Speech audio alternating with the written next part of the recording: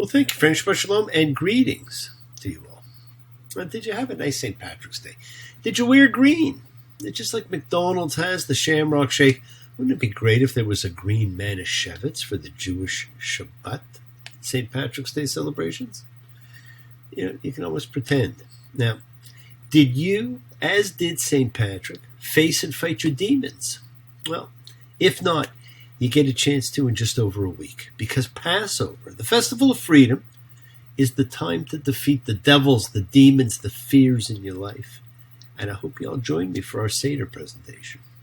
Now, it seems I say this every week, but this week's a big week. We have the change in season, the start of a new year, the chance to set your year how you want it to be. Plus, we move into a new book in the Bible, the book of Leviticus.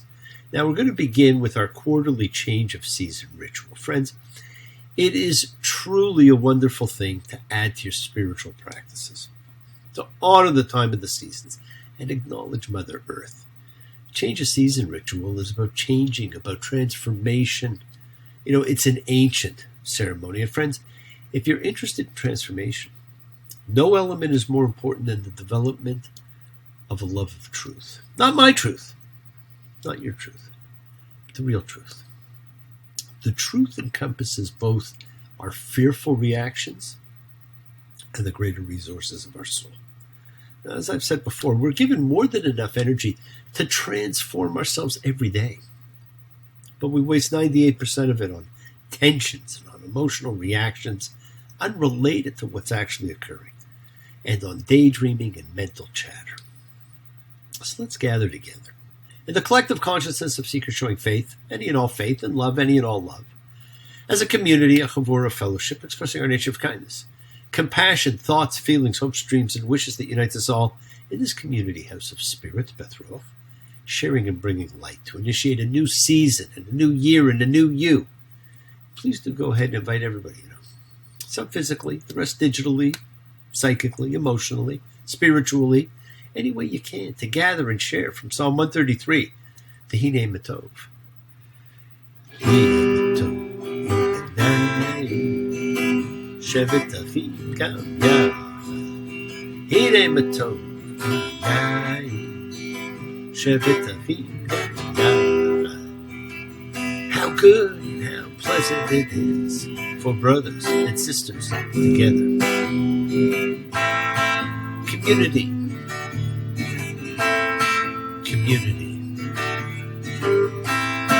Community.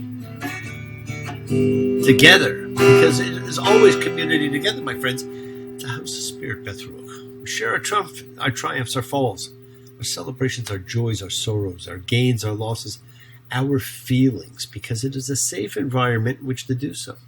So let's all spread love, goodwill, fellowship to the world. Remember, this is you setting aside just a little bit of sacred time in your sacred space to honor and converse with whoever, whatever you happen to believe in, and we all believe in something. It's a part of your kavanah, your intention that you put out to the universe. It is your goodwill. Let's take some time now. Send some of that goodwill, some light and some healing out to whoever you know that needs it. Healing and renewal for everybody. It flows through space, finding those in need. So send it out for those you know and for the souls and spirits of everyone you love. So think of whoever that needs healing and renewal and love, or just plain goodwill. Focus on them. Call their names. It's not just for people. It's for our pets.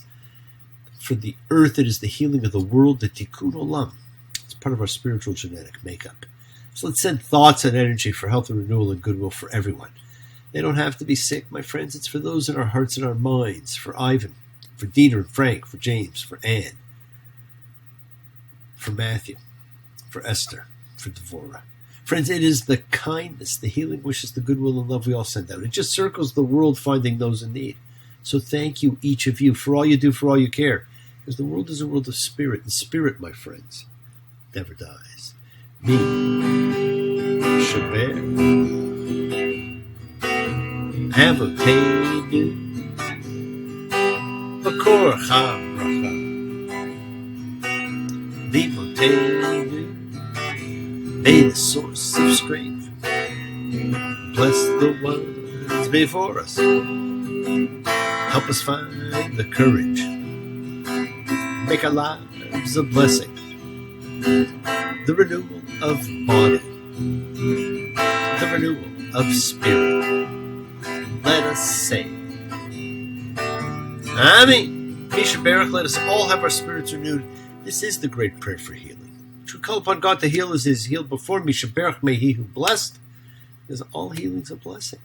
Let's all send and receive healing and renewal energy in our efforts to love, to share, to care, to grow. Now, man has observed and celebrated the turning points of the solar seasons for thousands of years.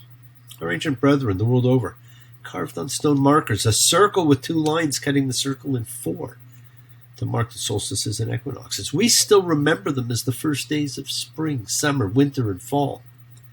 We continue to know them, to think of them, and what they usher in. But because the Jewish calendar is primarily lunar, and so it has less indication today that we might once have celebrated these solar dates as sacred, but they are clearly named in the Talmud. Tekufa Nisan, the spring equinox when the sun enters Aries. Tekufa Tammuz, the summer solstice when the sun enters Cancer. Tekufa Tishrei, the autumn equinox when the sun enters Libra. And Tekufa Tevet, the winter solstice when the sun enters Capricorn. Now, Tekufa means turn or cycle, and they're named for the sign that they occur in. They were considered very powerful days, and 2 of them still highlight the holiest days in the year and are specifically referred to in the Torah. We celebrate these power days with blessings for the changing seasons and kavanah, the prayerful intentions for crossing from one time to another. They're not new. They're based on very old traditions which you may reincorporate into your own spiritual practices. And remember, my friends, everything that happens in your life is a result of your kavanah, your intention. And each of the 4 seasons represents change in time corresponding to meanings in life. The summer solstice is about loss and abundance. The autumn equinox, the link between earth and heaven. The winter solstice was the search for light, and having found it, we now have the spring equinox, the triumph of life, its renewal. Ancient events equate the spring equinox with freedom. Noah leaving the ark, the Hebrews leaving Egypt, with divine protection from oppression or danger, and with life. Spring young plants bursting forth from the ground need protection, room to grow. And we ask this blessing for ourselves as well. Blessed are you, Lord our God, who guides the world, who makes creation, whose wisdom changes the times and turns the seasons. As long as the days of the earth endure, planting and harvest, cold and heat, summer and winter, day and night shall not cease. Blessed are you, divine presence, who blesses the years. And remember, Judaism in all its prayers is based on intention. And so we have to think about our intentions for the seasonal transitions. Kavanot letekufot. And for the spring equinox, we take the intention from the Song of Songs. Arise, my beloved, my fair one, come away, for now the winter is past. The rains are over and gone, the blossoms appear in the land. The time of singing has come, and the song of the dove is heard in our land. I've talked about how the beginning of the cosmic year, which we're at, represented a special period in ancient times, when we had a new blank canvas on which to paint our masterpiece of life. Each of the first 12 days represents a day a month, so you could set out the energy of the year you want during these days. Now, knowing what each day represents, you do something on that day to symbolize what that month represents, right? That's what our booklet had. So here are your 12-day hints and suggestions. Day 1, a true blank slate. Equal balance in the world so you can initiate a new project. You can also think about the image you project and what you would like to project. Second day is about security and value. Where do you get your sense of security from? It's not always money. Do something that fosters your sense of personal security. For each, it could be different. For some, it will be money. For others, it's self-esteem. For some, it might be how loved they are. Third day is about siblings and communication skills. Speak with your brother or with your sister. Write a poem. Share a song. Fourth day is about mother and home, and it's about emotional foundation of life. Maybe visit mom. It doesn't have to be physical. It could be virtual, spiritual. Think of her. Have her favorite meal. Or focus on your home. Do something to make your home more comfortable, more a part of you. The fifth day is about the love of life and excitement, and it's life in an artistic vein. Do something that really fosters how you love to live life. Do something exciting, invigorating. Our 6th day is about our health, and it's about our pets. Right? Our pets are an important part of our lives, and they contribute to our mental and emotional health. Think about what you need to make yourself healthier this year, and enjoy the unconditional love of a pet, yours or a friend's. 7th day is partnerships, business or personal, it doesn't matter. It's about any long-term relationship. We all have partners in life. Foster those relationships, my friends. On the 8th day, we honor the transformation we go through in our lives. What do you see yourself becoming with the next phase of your life? What steps do you need to take to get that process underway? Our 9th day is all about education. It's about higher learning. It's about whether school or universal understanding of life, religion, spirituality comes into play. Explore something beyond your current comfort level. Our 10th day kind of mirrors our 4th, just like the 4th was about mother and emotions. The 10th day is about father, authorities, career, and achievement in society. Call dad. Think about where you are in your career, where you'd like to be, what you would like to be, never mind where you are. What would you want to be? The 11th day is about your hopes, dreams, wishes, friends, and your networks. Think about what your real hopes and dreams are. Call a dear friend. Tell them they're important in your life. And the last day is about our subconscious and about spirituality. It's about our secrets and our karma. What are we bringing forward that we have to work on? Ask, and you will get insight into it. You can change your life with these 12 days. They represent a key time to initiate change. To everything, turn, turn, turn. There is a season, turn, turn, turn. And a time to every purpose under heaven. A time to be born, a time to die, a time to plant, a time to reap, a time to kill, a time to heal, time to laugh, a time to weep. Now that's from one of the lesser read books of the Bible, and that may actually be the only known verse in that book, and that's the book of Ecclesiastes. Now, friends, there are 3 intertwined aspects of life that we carry through all of our lifetimes. The highest is the soul. We take it with us from lifetime to lifetime. Our soul has been our constant companion from the beginning of time. The lowest is the body, the vessel which carries the other 2. It is completely disposable and always was, long before we knew that disposable was actually okay. It's cast aside on death and recycled. The other 2 parts move on. And the second, the middle one, is probably the one we're most familiar with and perhaps the most influenced by, and that's our personality. And we carry it from lifetime to lifetime, but it's always changing. It's picking up on what it learned in each lifetime.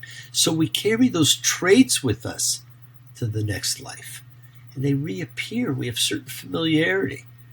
Personality is the part of us that's constantly in some kind of reaction state to the present moment. So it changes during life, and it changes from lifetime to lifetime. These 3 parts make you you. You have complete control of them. Now this week, we read Vayikra, and he called. It's the opening of a brand new book. The book of Leviticus is the shortest of the 5 books that make up the Torah, and it sits squarely in the middle of the structure of the whole in a way that may be unsettling to many modern readers. We've been reading a story, and now we have to have a break in order to read ritual. This is perhaps the oddest of the 5 books of Moses, because the book of Leviticus is predominantly concerned with Levitical rituals. An older Hebrew name for the book was the laws of the priesthood. Leviticus describes the sacrificial service and the duties of the priests. It also introduces ritual purity, biblical diet, the calendar of appointed times, laws of holiness, and laws relating to redemption, vows, tithes. In addition, Leviticus discourses on ethical instruction and holiness. It's a manual for the priest and has so little ability to connect with the typical modern reader. Now, following the mighty acts of God in Exodus, Leviticus is disproportionately only the words of God. There's very little narrative. Only 3 chapters out of 27 in the book, and absolutely no poetry whatsoever. The people are ready to go. But first we have to sit through the book of ritual. Unlike Genesis and Exodus, the entire book of Leviticus is set in one place at the foot of Mount Sinai. In Exodus, the universe, the land, waters, and sky is in complete disarray. Following that, Leviticus is concerned with orderliness, arrangement. Leviticus pictures the beginning of the solidification and the formation of an identity of a people through ritual law. The central concern of the book is the conduct of the cult, with elaborate stipulation of how the sacrificial animals are to be butchered, what parts of them are to be burned on the altar, how their blood is to be ritually sprinkled on the altar, or in certain instances, smeared on various extremities of the celebrant of the ritual. It is a book of ritual, and we do not perform any of those rituals anymore. 2 whole tractates of the Talmud, based on Leviticus, are devoted to the laws of the cult and would remain the object of intensive study. And at least by the late Middle Ages, young Jewish boys were introduced to the Torah not through the great story of creation and absorbing tales of the patriarchs in Genesis, but through Leviticus. And as Rashi put it, let the pure ones come and study the laws of purity. Fun. This is the book that kept the priest on the path to victory. I walked down to the valley, I turned my head up high, seen that silver line that was hanging in the sky. Trails of troubles, roads of battles, paths of victory, we shall walk. There's not too many priests out there. So this is where people lose interest. And I don't blame them. Leviticus 1:1 through 5:15, which is this week's reading, are all about the burnt offering, the grain offering, offerings of well-being, sin offerings, and offerings with restitution. Do you really care? Are you ever going to distinguish which is which? Are you ever going to do them? Are you ever going to do any of these rituals? Ritual for sacrifice is to be done by the priest, not the people. But it's a short book. Bear with it. And I'll try and point out things to note. And there is a single verb, my friends, that focuses the entire major theme of Leviticus. Divide. In Hebrew, it's hivdal. That verb stands at the beginning of the priestly story of creation. And God saw the light, that it was good. And God divided the light from darkness. And God made the vault, and it divided the water between the vault from the water above and the vault from the water below. And so it was. In this vision of cosmogony, the condition before the world was called into being was a chaotic interfusion of different elements. Welter and waste, it's called in the Bible. What enables existence and provides a framework for the development of human nature, conceived in God's image, and of human civilization, is a process of division and insulation. Light from darkness, day from night, upper waters from lower waters, dry land from the waters. That same process is repeatedly manifested in the ritual, sexual, and dietary laws that we're going to encounter in Leviticus. Holiness can be achieved, had to be protected, only by constant confirmation of hierarchical distinction, by laying out reality in distinct realms and categories, separated by barricades of prohibitions. Yes, my friends, the world is sacred. So is everything in it. Express your gratitude, light a candle, make a wish. Celebrate your life and the lives of those you love. Share your feelings with them. Live free, be free, honor your freedom, be well, be happy, be blessed. Share and honor the light and all who live in the light and continue to shine. Continue to send everybody you know goodwill and love. Pray for peace and freedom for everyone. And end to terror and hatred, because, friends, we are a community. We learn together, we celebrate each other, we love each other. We share this right together, men and women equally. So let's all send out love, not fear. Send out peace, harmony, goodwill, and healing to all who need it. And please do learn to forgive and learn to love. Open your hearts. Honor the relationships of your life and tell those you love that you love them. Take advantage of the time you have and enjoy the journey, because we take the twists and turns and the patterns that weave through the fabric of our lives in our effort to grow, to learn, to be, to love. So please do love. Now, bless you all. Have a fantastic week. A week of love and light, a week of peace, a week of miracles. Examine your intentions and use them to imprint your will on the universe. We set in motion everything that happens in our lives. Our intention, our kavana, our cause, our effect, it's all linked. Now, as I've said, you always have time to forgive and to be forgiven because you have the knowledge of what's good and bad. So acknowledge what you've done wrong to yourself, to God, and to any person you've wronged. Then ask forgiveness. But do so with sincerity, accountability, and vulnerability. Forgive those who've hurt you as you learn to be forgiving and compassionate. Because the secret of forgiveness, compassion, and peace is in acceptance. Can you accept yourself, other people, in the world just as they are? Can you accept life as it is without trying to control it? If you do, you can experience the peace that acceptance brings. So do not stop your journey. Do not stop moving towards your promised land. Keep on dreaming, my friends. Keep on being, keep sharing, keep shining, keep teaching. Keep spreading joy and goodwill. Do not follow fear. Follow love because it's always in front of you. And remember to have faith, an unwavering adherence to principle, just as I have faith in the principle of love and of all of you. Act with purity of heart and mind. Despise none, defraud none, hate none. Cherish all. Honor every child of God, every creature of the earth. May all people know peace in this year. May you nurture kindness and love everywhere you go.